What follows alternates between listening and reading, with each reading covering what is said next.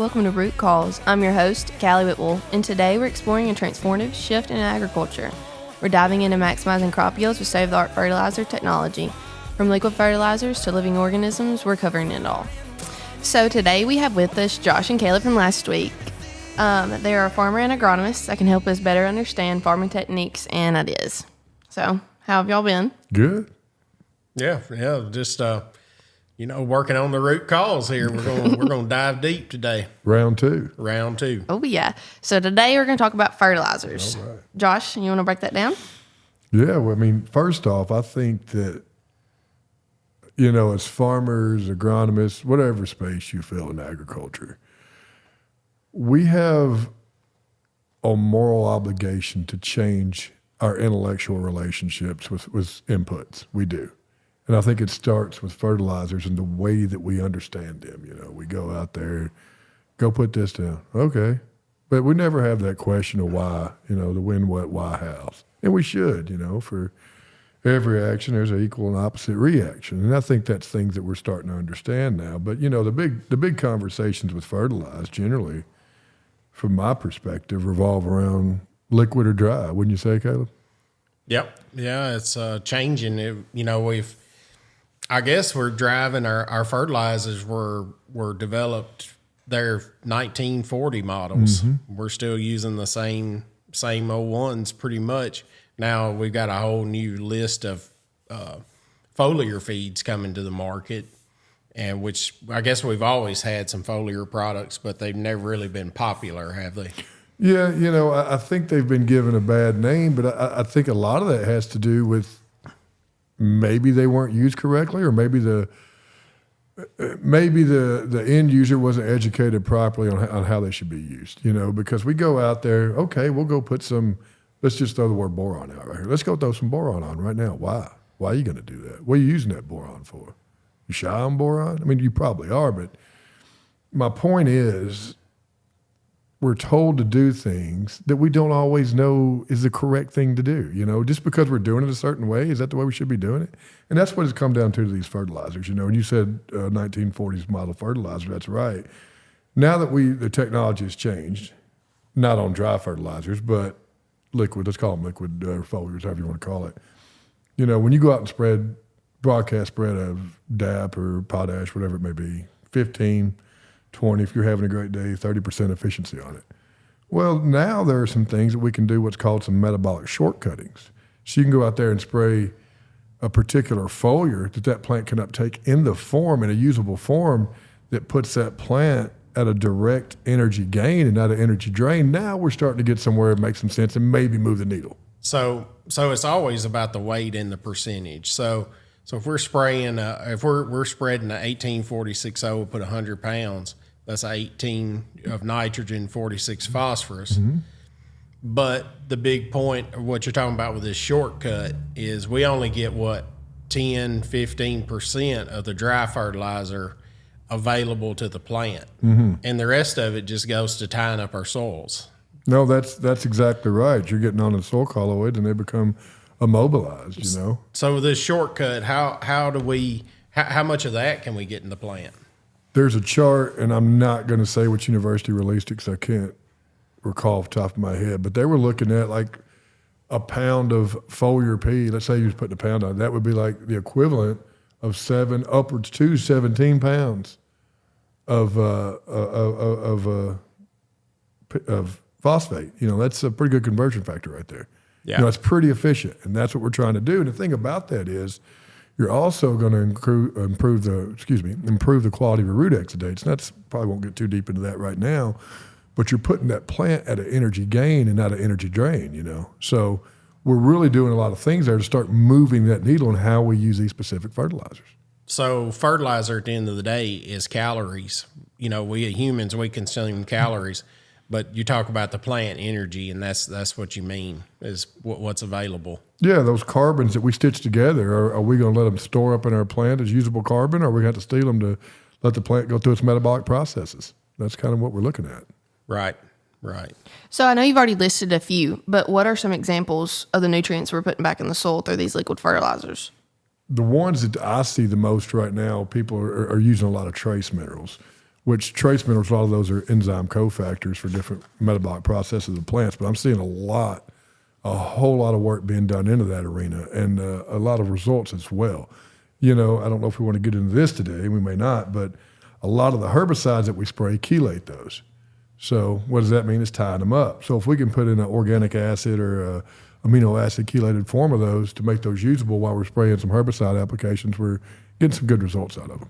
But, you can also use foliar potash at foliar N. A lot of people do that at heading on wheat time, and in corn, there's some incredible results at some nitrogen timing or nitrogen application at brown silk timing. Have you seen any of that on your place? Yeah, and it just gets back to the timing and the placement. Exactly. Yeah. So as we have so much tied up in our soils, NPK, that's the big three, and I guess calcium should be the big four, shouldn't it? Because everything's on the calcium road. Mm-hmm. Just like you gave the example of boron, but boron doesn't stay there. It goes through the soil very fast. Our phosphorus sits in the top inch if you're a no-till farmer. Mm-hmm. Is that right? Mm-hmm. So all these are big issues. And then I know usable calcium in the top 6 inches of soil. Why don't you expand on that just a little bit? Well, you got to look at the size. Calcium's heavy. Calcium's super heavy there. I can't remember what the atomic weight is off the top of my head. But however, there's heavy ones in there. Manganese is heavy and iron's heavy too. So what's that going to fall suspect to? Gravity. What's it going to do when it's rain? It's going to move down. It's going to move down. And also another problem with calcium is we can, it gets tied up with phosphate pretty easily on the pHs that we farm around. So it gets immobilized that way too. But, I did a 6-foot soil sample on, I better not say his name, but I did it on his farm in Franklin, Kentucky this past year. The amount of calcium at the 6-foot level was astounding. It was astounding. Sulfur too. It's there, but we're not planting the crop 6 foot deep last I checked. Right. Yeah. Not. So it is up to us, and going back around, circling the wagons back around. It's up to us to understand some synergies and how we get the efficiencies out of these fertilizers. I think a lot of the problem is that we like to treat things like they're on islands. We like to treat nitrogen like it's on an island. We like to treat potassium like it's on an island. Like there's no other a nutrient that marries to that pumps your efficiency up. And we never talk about those, and we should. We definitely should, and we can down the road. Because the trace minerals are the key to get the big minerals into the plant. That's the way I look at it. It's like the trace minerals are the plant's the engine, and the trace minerals can be the gasoline that runs it. Because they've got to have a lot of those for they're called enzyme cofactors. They've got to have those to spark it up and let the plant do its metabolic processes. So here we're always in potash deficiencies. We're low K in our plants, and you've talked to me about how most of the time that's tied to manganese. Yeah. Manganese is a thermostat that really uptakes your potash uptake. It regulates your potash uptake, no doubt about that. And I think that if we look at a lot, and I do mean a lot of the herbicides we use, guess what they tie up? A lot of them are tying up manganese, a lot of them, and we don't manage it. We do not manage it. We manage it because we see in a book that if you spray it on R3, you get a yield bump. That's not the way we need to look at things. Volumetrics have killed ag anyway, farming for yield alone. We have to do a better job to get the yields that we have. We've been lucky that we get the yields we have, what we've been doing anymore. But if we start managing these, the micronutrients, macronutrients, and trace minerals differently, then we really start moving the needle. And what better way to do it than an efficient form as a foliar fertilizer? Because, we talked about a while ago, 15 to 25% efficient on, if you do those on trace minerals, you know what it goes down to? 2 to 5%. 2 to 5%. And you're only spreading 2 to 3 pounds of those, so think about that. So it's just fractions. Fractions. So on those liquid fertilizers, so they can come through us, they can be, there's 2 forms of them. They can be chelated micros, and then the other way they're less available. They're kind of give the farmer the rundown or the listener the rundown on the difference there. The industry, the way that I understand it, it's mostly HEDTA and EDTA chelated, which you want to do that before they don't get tied up, because Well, chelation is what you use for the metals, and the complexes would be for the anions, and the trace metals would be for the cations. Hang on, thinking outside the box. Cations would be chelated, and the anions would be. It doesn't matter. I'm just thinking. Anyway, so why we are chelating those is to hold those so they don't get bound to other structures in the soil or in that plant, so they don't get bound up, so they become usable, so they can move through that plant and do the things that they're designed to do. So everybody says, EDTA. The studies that I've been looking at, and through some SAP testing that I was reading online on some university data and some fruit and vegetable growers, they were having more luck out of amino acid and organic acid chelated. They were getting way more into the plant. So, but yes, you do want to have those chelated, or else you're kind of just putting them out there and probably not going to get much utility out of them. Yeah, we got to have an expert to really dig into that sometime. I believe we know of a guy. Yep. So, All right, Caleb, we're exploring all these various fertilizer methods. What are your thoughts on biology in agriculture? So the one thing that's kind of come to me is all of everything we're doing. Biology was here before fertilizer was here. Yes, sir. So the earth took care of itself for hundreds of thousands of years. And then all of a sudden in the last century, we had fertilizer introduced. So Josh, I guess the root cause here is biology has the ability to take care of our rainforest, take care of our other forest, and we're applying pressure to our biology as farmers, chasing yield, trying to make more yield. It's so help me dive into where we're going right and wrong there. Let's start with this real quick. So I like to read. So I got a book that was published in 1851. Original copy too. It's about to fall apart. Pretty neat. Reverend John Blake. I'm gonna look at it real quick. So you ready for some of this? Yep. All right, let's think about it. This is in, I'll tell you the years, and you tell me what you think we're working with, and we'll look at the yields, okay? So here we have, let's just go with a name here. Mr. Young of Kentucky in 1840. How much corn do you think Mr. Young made on his couple-acre plot in Kentucky in 1840? Yeah, so Open pollinated land rate. 30, 40 bushels. 190. Yeah. 190. And I'm not saying that was the average, but I can go to Mr. George Williams, 159 and a half. You have 170. You have 172. Which he was taking care of that because that corn was fueling his transportation. It was fueling his dinner table. Mm-hmm. He picked out the best spot that he could find to plant that corn. And, he probably protected it from everything. Oh, absolutely. Slept with the seed underneath the bed, I'm sure. Right. My point of saying that is look at all the advances that we have. You'd take 190 bushel corn, though, still. Yeah. So my point is saying that, too. Yes, he had manure in there. But what that tells me, what that sparks in my mind, and y'all can both tell me if I'm wrong or what you think, that biology has to have a higher functioning component to fertility than synthetic fertilizers could ever have, correct? Absolutely. Yeah. So if we look at that, then you brought up how does that happen? Things are sustainable through keeping a living root on them, keeping living covers on it through exudation. If you go out to a hayfield, Caleb, we might have touched on this last week. Let's say you got a neighbor's got hay, it's been in a pasture for 50 years, and he wants to put in production this year. Is it going to be your worst or best for him? The best. It's going to be your best. Now, why would that be? It'd be because it's had functioning biology on there. And this goes to a conversation we was having earlier. Because the way we have done things have worked, does that mean we're doing them the best way? So our practices do not condone a living colony of microbiology. It can't. It can't withstand it. It can't withstand the pressure. And that's what we're seeing. We've created a drug addict in these plants. That's all we have done. We have created a drug addict. And so with that, when you get that high, then they say you have to keep going to get exactly. And we're chasing yield. Chasing yield, volumetrics, and you got to have more, and more. So you look at these people though, who's like, okay, and they followed this cover crop train, and there's stories all over.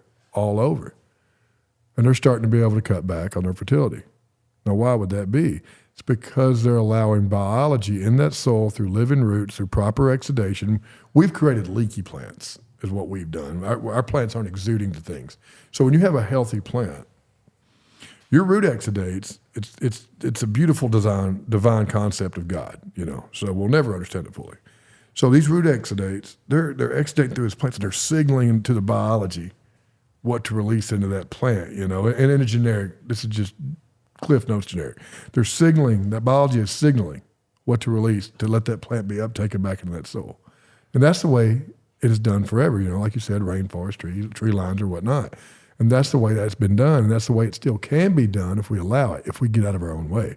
But we're so just deep in our methodology at this point, it's kind of like, where do we go from here, So with biology, if we go out in that fresh field that's been out of, in pasture or hay ground for 50 years, that fungi-bacteria ratio is going to be much closer to 50-50, which is a much healthier soil than what we normally find is a 95-10 fungi-to-bacteria ratio.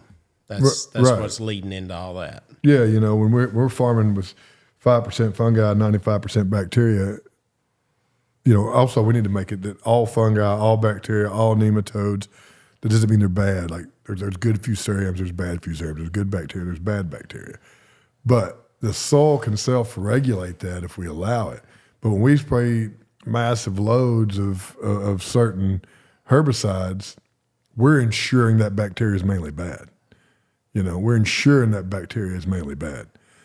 And when we go spray fungicides, you think we're going to proliferate any good fungi in our soil? We're spraying fungicides all the time. So we're going to kill the good fungi and then the bad. But it's a short-term cure, and you do see yield bumps sometimes. But over time, I think as we apply more and more and more, we're just seeing less and less results, aren't we? I would agree with that because I think our situation is becoming more dire by the year. Right. I mean, I'm not sitting here sounding an alarm, but do I think we're probably running out of time to do the right thing? It's a conversation to be had. So, it goes back to what's the next step, What's the next step? Yeah. So are you saying, are we interfering where we should just really leave it alone? Yeah. Yeah, we got so combative on weeds back in the day, So combative on weeds, and, probably rightfully so. That's where the problem started. And then you start throwing high salt fertilizers on there. What did Romans do when they wanted to starve someone out? They salted the earth, man. That's what the Romans did, and that's a biblical concept. Salting the earth, and that's what we've done. It's a desertification of our farmlands is essentially what we've done. And if you don't really look at this thing, if you only look at it from a year to year. If I'm making money, if I'm making 200 bushel corn, then yeah, you're okay. But it's much deeper than that. That conversation is so much deeper than that, Yeah, I mean, if you've got a 5th, 10th generation farm and you want that farm legacy to continue for 10 more, it's an issue that needs to be addressed. 100% agree. No. If you're not into generational farming, you're just into just profit and loss farming, it still is a factor because the more you spend, you're not getting a rate of return on that investment like you once were. No, I totally agree. And it's just I think people are willing to hear this, but it's probably like I'm not a mountain climber, that goes without explanation. But I imagine we ought to try it sometime. No, I don't think so. I think I'm cut out for it. It's the cold that'd get me. It'd be the cold and probably the altitude too. Yeah, but I imagine they'd be looking at like going to climb K2 or Mount Everest. You're just looking at it like, man, But it starts. It's like any journey. Starts with what? The first step. So yeah, what is it? And so the process here to help people is to outline that journey and keep yourself in business the whole way. What? Okay, as a farmer, what would make more sense? Let's run this course. Let's run this thought experiment. You're not running cover crops, so we know we're still going to have some herbicides out there. We know we're going to have that. So knowing that and knowing that herbicides, certain ones, let's get this out. Herbicides, insecticides, they all kill different Microbiology. They do. That's how that works. You might not want to believe it, but that's how that works. So knowing that, then what would be your next step then to try to introduce biology on your farm? What would make sense? Because I've got something in my head that would make sense. Yeah, so there's 1,000 ways. There's 400 ways, new companies presenting ways. I guess the old trusted way is cover crops. Yeah. But it's a slow process. It's a 10-year process to get covers fully functioning on land that's 95% bacteria. And have you done cover crops? So this year we've planted some cover crops for about the second time, but we haven't had any in years because they do come with issues. They do. It's not a easy thing. But no, yeah, we're looking at cover crops, and we're also going to start strip tilling and apply fertilizer. And our plan is to put covers in the center of the row and leave where we're going to plant the crop clean, so that we have less issues with the equipment. But we've gotten wet and ain't got that accomplished this fall, but maybe we'll still have another window to do some acres. We'll backtrack to that. You're going to be getting a lot more efficiency out of your dry fertilizer than going through a strip till rig. So I think conventional wisdom's 30 to 40% less use, and your efficiency ratings are going to go up as well. And then you're going to start marrying that in conjunction with cover crops, which then we start having living roots in that system, signaling biology. That sounds like a pretty good plan. That sounds like a real good plan. But going back to cover crops, the conversations you never hear. All right, which cover crops are, okay, here's a good thought. Here's a good thought we should all have. We should all go out and look at our fields what our weed pressures are. Would you agree? Because why? It's telling you what. Yeah. Yeah, our weeds are not, they're not, that's God or in nature saying, hey, this is what's wrong with your soil. This is why you have these weeds. And we should look at those weeds and maybe have the thought of designating a cover crop program in conjunction with that. And then we have to get, and the part that just drives me up the wall on cover crops is nobody tries to sit there and figure out there are some that do, but not a lot, tries to figure out what their carbon and nitrogen ratio is, or which one's suppressing weeds, which one's suppressing disease. There's a whole lot to cover crops than just going out there and throwing some out there. And I think that's why the whole concept of it has kind of, it never got the footing that it has deserved because I think it was done wrong. And that whole carbon to nitrogen, you're seeing some instances where you could produce 120 units of usable N per acre with covers. Did that on a fella in the bottoms off the Green River. Shoot, that was years ago before there was 100 bushel beans. He had 100 bushel beans on account of it. We did a little bit of vetch and did the math there, and if memory serves, it was around 122 to 126 pounds of usable nitrogen on that right there. So that's the hard way.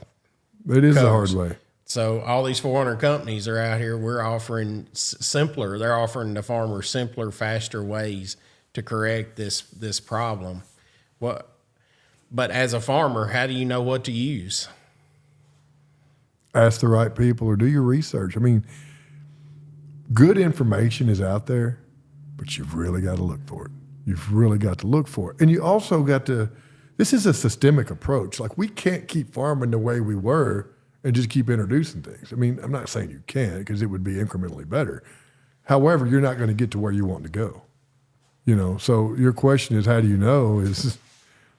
So that's the big question. You got to be willing to fail some, but go ahead. We don't want to be just high yield farmers. We want to be high ROI farmers. That's it. That is it. That's the volume that we need to be dealing in, is money. Money. Yep. Money. Yep. So that's the whole crux, and then that's what we plan to do here, is just try to pave a way to show people some small steps to start taking. And I think I think a great seed treatment or in furrow is the best, is outside of cover crops. Well, no, counting cover crops, it's probably the easiest way to start. Yeah. Okay, let me ask on that. So all these biological products are coming out. How do you know what to use and how it's going to benefit you? Like, how does that work? What does that do for the soil? If if we want it to work, we'll make it work. If we want it to fail, We can make it fail. we'll make it fail. So the way we got to look at that is our timing, what we're doing, and why we're doing. We got to ask ourselves what are we trying to do, and how are we going to get there?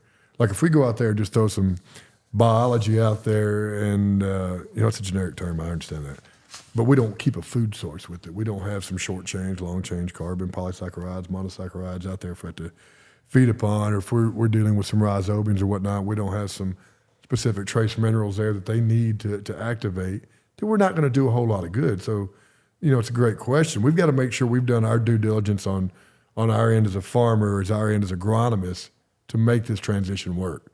Because if not, you're not going to be on that farm long. You're not going to be on that farm long. And I think the bigger problem with that is how many people do know. And as a farmer, you only most of us have 40 crops in us. And then we're burned out and ready for the rocking chair. Mm-hmm. And so we want quick results. But we didn't get here quick, and we're not going to just cure all of it overnight. But we can make strong steps in the right direction, can't we? Oh, absolutely. I think we can have results this year, in a year's time. But like you say, we've got to be willing to try it. We've got to step outside the realm of comfort. We've got to be uncomfortable being uncomfortable. We've got to be comfortable being uncomfortable. We've got to do that. It is uncomfortable being uncomfortable. We've got to grow comfortable doing it. And we've got to allow ourselves in that space. And it's like we said a while ago, farmer loves to disprove somebody. They love it. Live for it, whether it be hybrids, whether it be, you name tractors. it. Yeah, you name it. But I just think we're at the point, like, I don't know if it's like the nadir yet, like the darkest time of ag. I don't know if we're there yet, but we're getting there. It's like one of my favorite Bob Dylan songs. It's not dark yet, but it's getting there. So if we have the capacity to change, we know it can be done. We know the technology is out there. We know there's people working in that space, super smart people. We know one of them real well, who are making these changes, who have seen positive impact, both in terms of yield and ROI. Then why wouldn't we at least try it? Nobody's out here saying, you farm 5,000 acres, we need to do 5,000 acres. But you should go try a field, I think. Yeah. You got to start. That's it. You got to start. And you got to be fair. Every year's different. Mm-hmm. This year's been a real challenge for y'all in Middle Kentucky, here in West Tennessee. The spring was really wet, which affects our soil and how it's reappropriating. No, I agree. And I think it's a conversation. There's physical, which would be physics. There's chemical, chemistry, and there's biology, which is biological. We have those. But I'm not saying obviously there's biochemical reactions in a plant, but we're trying to, we got to quit thinking we can farm biology with just sheer chemistry. It's not going to happen. It's not going to happen. So the reason we know it's not going to happen is from 1995-ish till 2010, mm-hmm. 14, weeds were not an issue. Mm-hmm. We had the answer for weeds. Now the weeds have got an answer for us. Mm-hmm. Yeah, it's kind of funny how that one herbicide has to have a real flourishing microbiome to work, and it's not working as much anymore. Right. Yeah, I'm not going to name names or anything. But Yeah. So could one of these fixes be mixing liquid fertilizers and biologicals together? Like, what would that do? Oh, absolutely. Absolutely. With proper exudation, which our friend will get into at some point, then you start feeding that and signaling that biology through healthier root exudates, which would be probably less short chain carbons and longer chain carbons. And you can get into, you may go on a tangent? I can. We can do this, but we'll try to keep it. I was about to say, you got any examples of farms that you've advised to do this way? Okay, I had a farm last year. I had a wheat farm. He said, if we're going to do it, you can have the worst farm. The farm's called Caps. It's behind the shop. It is a swamp, verifiable swamp.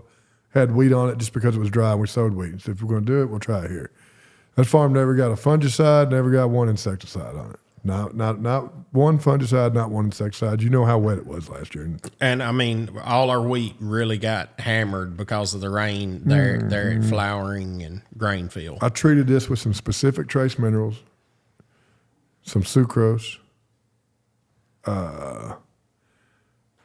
Never put a fungicide on it. Never put insecticide on it. Was its highest yielding and highest test weights. Can I say it was all because of that? No, but I could probably say it probably was because of that. And then I had a cornfield on, it was in Ohio County, and they told him to destroy it. You know, they said crown rots moved in, we got to destroy every acre. We did it to that field, not the field behind it they joined. The field we treated did 190, the field we didn't did 96. Treated that with specific trace minerals to stitch the chlorophyll. What I was trying to do is up the rate of photosynthesis, which we did. We tested through a refractometer, easily done before and after, and then you want to keep that up through the photo every 24-hour photo period. We did that. So we increased the quality of our root exudates. We increase the quality of our root exudates, we increase our biology, the quality of our biology, the proper biology.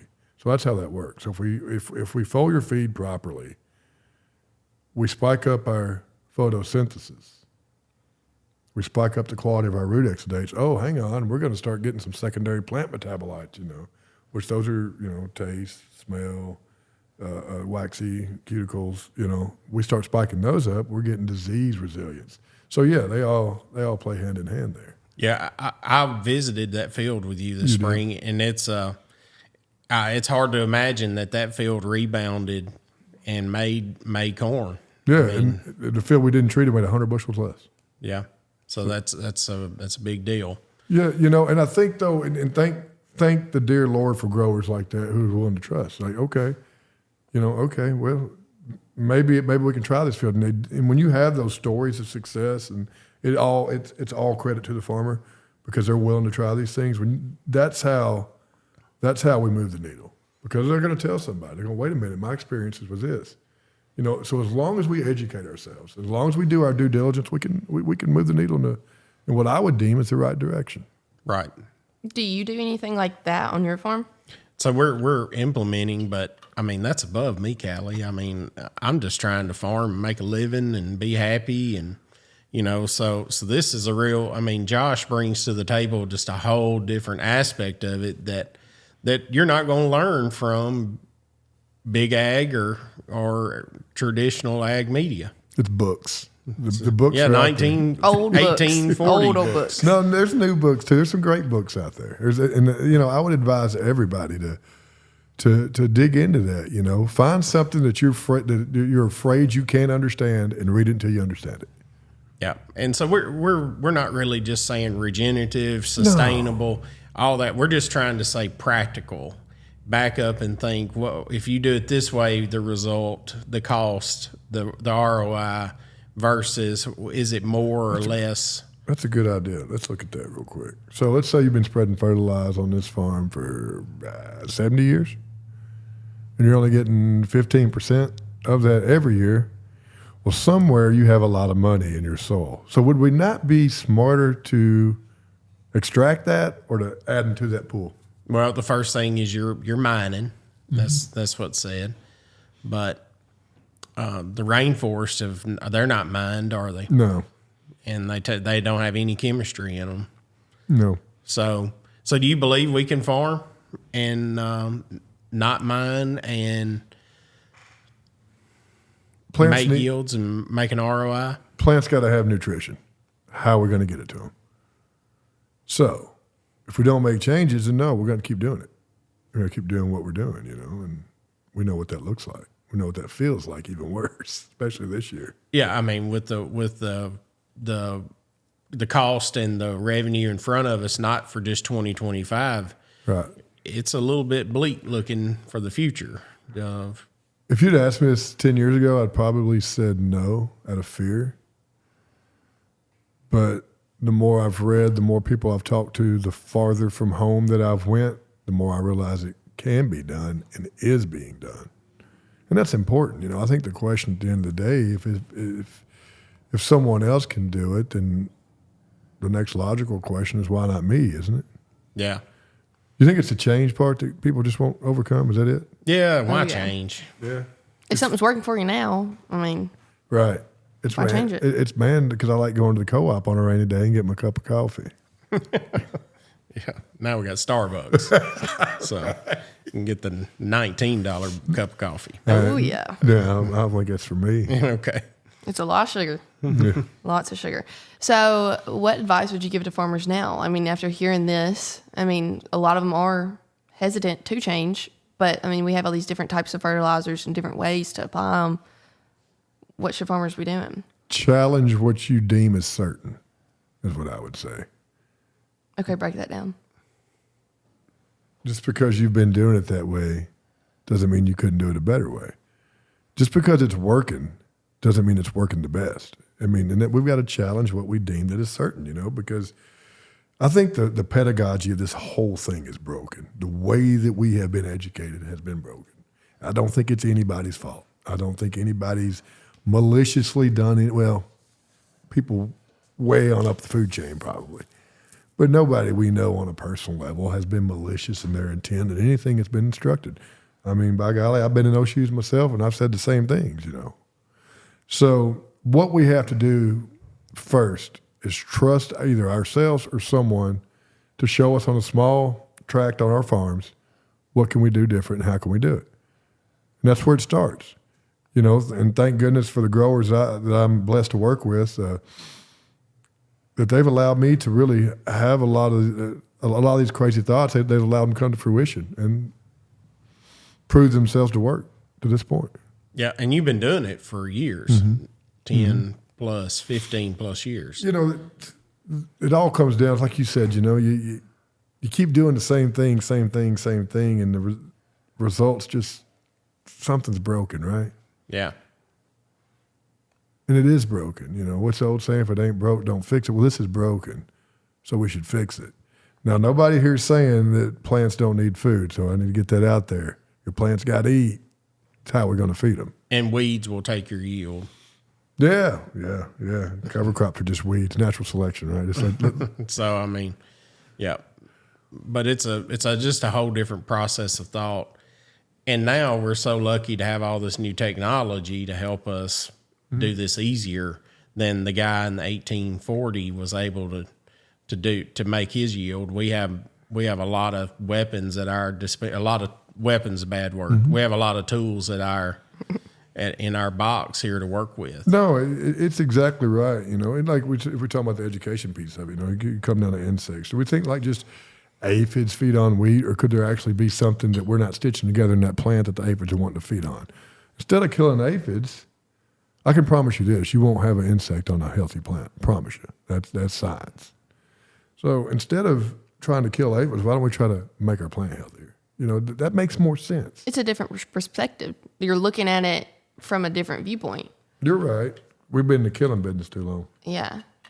So what I'm hearing is what we've been doing is maybe not the best that we're able to do.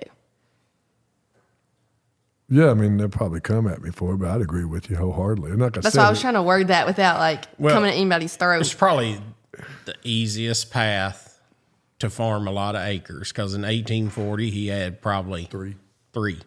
All right. Well, 3 acres today, you can't buy a pair of tennis shoes. So with the profit.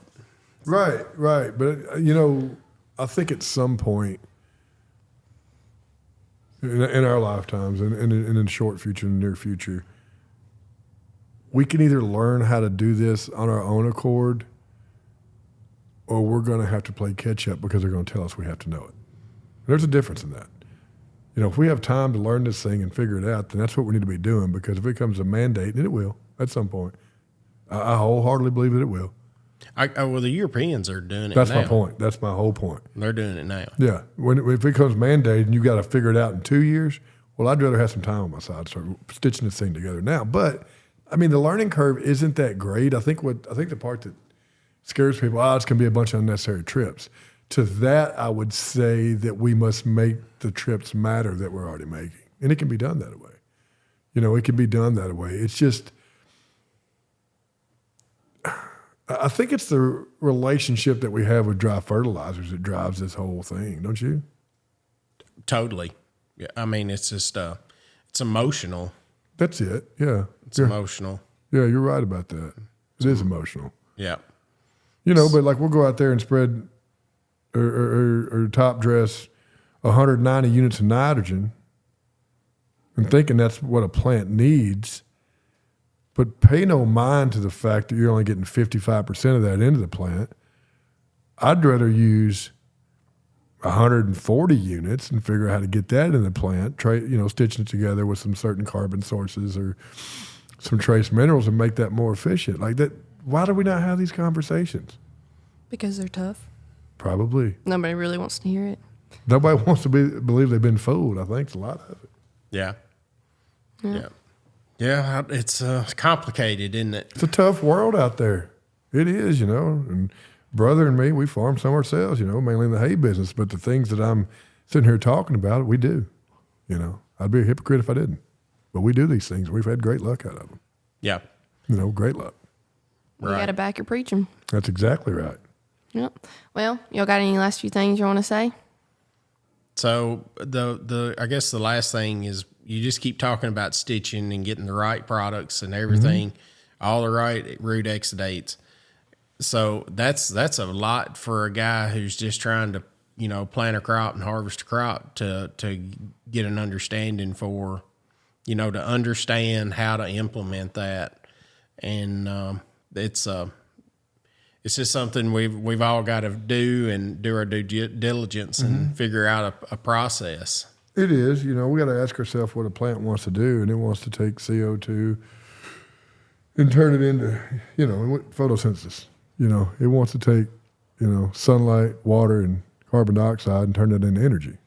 Right. Do we want to help it or do we want to hurt it? We want to help it do that.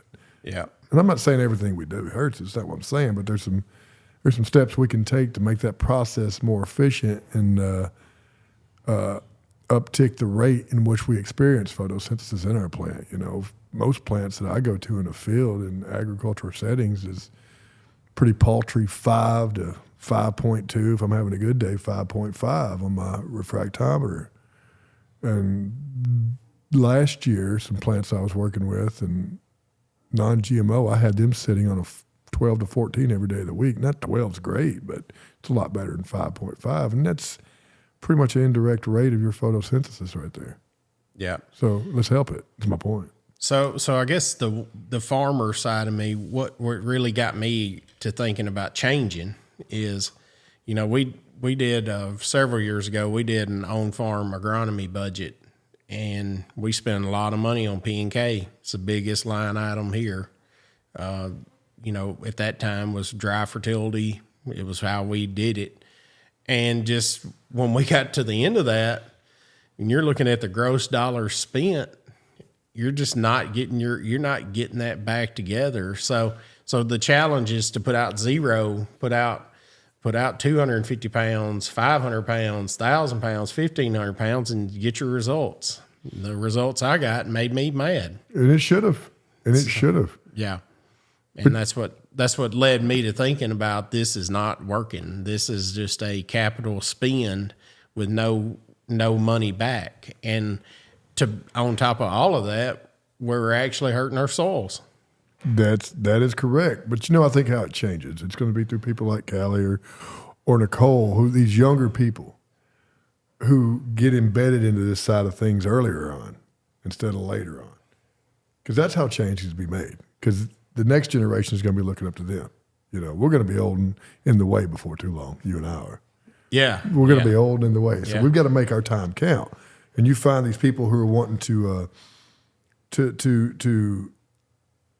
they express desire to be educated in this realm, and then they're going to be able to move that needle further because they're going to have more time to do so.